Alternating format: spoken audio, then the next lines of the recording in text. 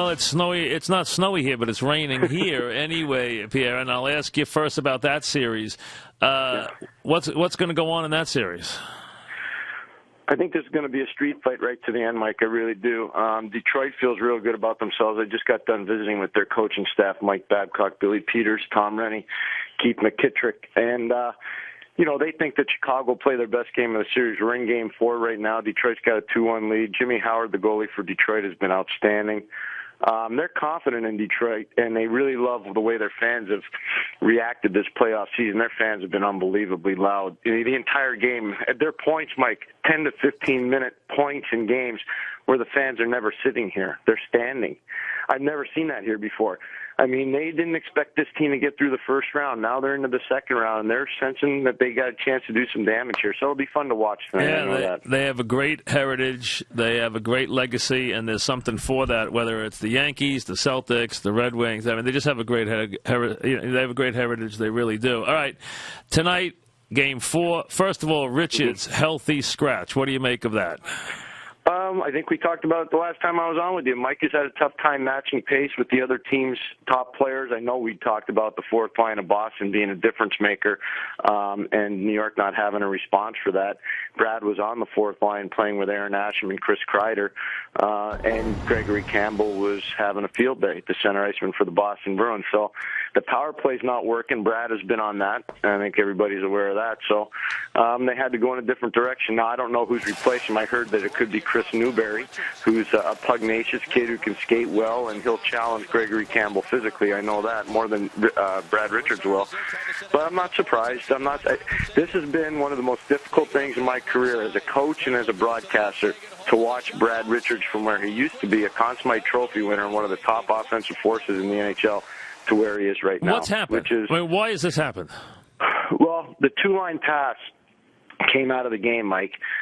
They took the red line out coming out of the last work stoppage in 2004 and 05. And ever since then, the tempo of the game has picked up to the point where he can't keep up. That stretch pass makes a big difference. And it's not just in terms of manufacturing offense. It's also about defending and forcing turnovers. And he used to be the king of forcing turnovers when it was a contained game. He can't do that anymore. It's a big, big problem for them, and for him in particular. And that's one of the biggest things. It's just he doesn't have the pace to play at a high level in this league anymore. All right, so that makes plenty of sense. So his efficiency way down. If you're the Rangers, can you change? Can you slow down the Bruins? And if you can, how do you do it? You win faceoffs. You control the puck. You manage the cycle game, force them to defend rather than attack. You get a goal early, and you maintain your game plan, and you build on it.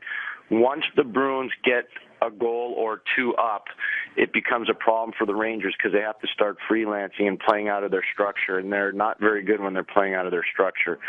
So it's really important you dominate the face-off circle, you dominate the cycle game, you force them to defend rather than attack. And if you're the Rangers and you can do that, and you stay out of the box and play 5-on-5 as much as you can, or force Boston to take penalties even though the power play is not very good, you got a chance to be competitive tonight in Game 4. Where is the Ranger team that was so big in Game 7 in Washington? Two totally different teams, Mike. Washington was one team that's had a tremendous history of melting down in Game 7s and late in series. This is the Boston Bruins team that knows how to close people out. If you go back to their 2011 Stanley Cup run where they won a Game 7 against Montreal, they won a Game 7 against Tampa in the Eastern Conference Final, and they won a Game 7 on the road in Vancouver to win. They understand big game hockey. It's virtually the same team except for the three kids on defense. When you think about Bartkowski, when you think about Krug, when you think about Hamilton, the rest of the team's the same. There are no changes on that team.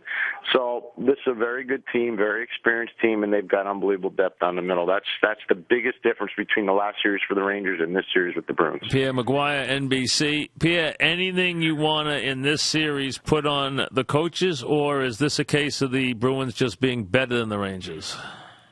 I I think it's a case of the Bruins being better than the Rangers. I know people are emotional right now, and they're probably calling. And I haven't been in New York since early this morning. I went home for a day in Connecticut where I live, and then I left early this morning to come to Detroit. But I can only imagine there's probably a lot of anger. There's a lot of emotion, a lot of passion for the team, and they're probably pointing fingers, and it's easier to point them at the coach than it is at the players. I don't think this is a coaching issue in New York. The one thing that correctively can be done is they've got to fix their power play. Whether they win this series or not, going forward long term, they have to do a debrief and figure out why their power play is not better. Mike, I've talked to you about it since January. I saw it at the beginning of this 48-game season, and I still see it, and the fundamentals aren't there for them to have a good power play, and they got to fix it no matter what. Whomever the coach is, Mike, whether it's John Tortorella and Mike Sullivan as a staff or whether they go somewhere else, they got to fix the power play. It's a huge issue.